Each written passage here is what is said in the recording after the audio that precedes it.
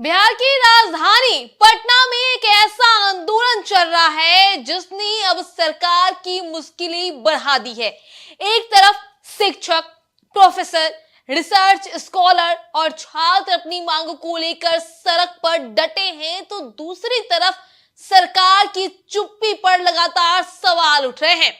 लेकिन सबसे बड़ा सवाल यह है कि क्या इस पूरे आंदोलन ने शिक्षा मंत्री मिथिलेश तिवारी की परेशानी बढ़ा दी है, क्योंकि लगातार छात्र शिक्षा मंत्री को घेर रहे हैं। देखिए, गर्दनीबाग में पिछले कई दिनों से आंदोलन जारी है। इसी आंदोलन के बीच प्रोफेसर कुमुद पटेल का आमरण अनशन अब गंभीर मोड़ पर पहुंच चुका है।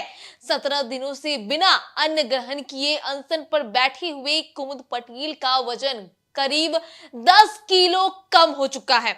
लो बीपी और बिगड़ती तबियत के बीच डॉक्टरों ने भी अस्पताल में भर्ती कराने की आशंका जताई है। बावजूद इसके कुमुद पटेल पीछे हटने को तैयार नहीं है। उनका कहना है कि मैं रहूं या ना रहूं, बिहार की शिक्षा व्यवस्था रहनी चाहिए। उनका दावा है कि ये लड़ाई सिर्फ उनकी नहीं बल्कि पूरे बिहार के प्रोफेसर, शिक्षकों और छात्रों की लड़ाई है। उनका आरोप है कि 17 दिनों से आंदोलन चल रहा है, लेकिन सरकार की तरफ से उनकी मांगों को लेकर कोई स्पष्ट और लिखित फैसला नहीं आया है। अब आंदोलनकारियों ने सरकार पर दबाव और बढ़ाने का फैसला किया है। 22 अगस्त को वीर कुंवर सिंह पार्क से लोक भवन तक मार्च निकालने की पूरी तैयारी हो रखी है। साफ है कि मामला अब सिर्फ गर्दनीबाग के धरना स्थल तक सीमित नहीं रहने वाला है।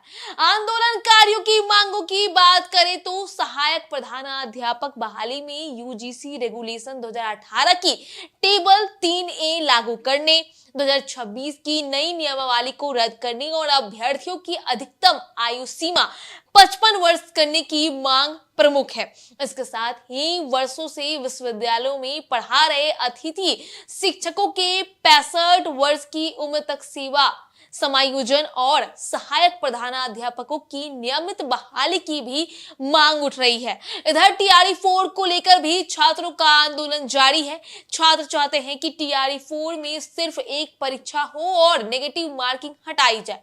सरकार की तरफ से TRE 4 का नोटिफिकेशन जारी हो चुका है, लेकिन छात्रों का आंदोलन खत्म नहीं हुआ है। इस आंदोलन को अब राजनीतिक समर्थन भी मिल चुका है, क्योंकि 18 अगस्त को नेता प्रतिपक्ष तेजस्वी यादव गर्दनीबाग पहुंचे थे और वहां उन्होंने आंदोलनकारियों से मुलाकात कर अपना पूरा समर्थन दिया। इसके साथ ही CPI-ML महासचिव दीपांकर भट्टाचार्य भी जो है वो आंदोलनकारियों से मिले और उन्हें कहले कि TRE 4 के अभ्यर्थियों को विपक्ष का पूरा समर्थन मिल रहा है।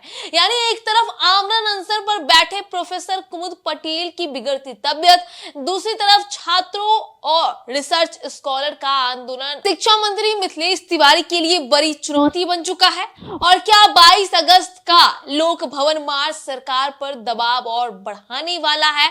अब देखना होगा जब छात्र सड़क पर उतरते हैं 22 मार्च को और उसके सामने सम्राट की पुलिस होती है, तो क्या एक्शन होता है। ये देखना दिलचस्प होगा कि आखिर 22 मार्च को पटना की सड़कों पर क्या देखने को मिलता है। इस खबर को लेकर अपनी राय जरूर बताइएगा और बाकी खबरों के लिए यूं ही बने रहें स्वराज पोस्ट के साथ। धन्यवाद। गोल, जहां 28 वर्षों के सफर में 18,000 से भी अधिक छात्रों ने डॉक्टर एवं इंजीनियर बनकर सफलता की ऊंची उड़ान भरे है, जहां साधारण छात्र भी बिहार एवं झारखंड टॉपर बनकर बड़ा इतिहास बना रहे हैं।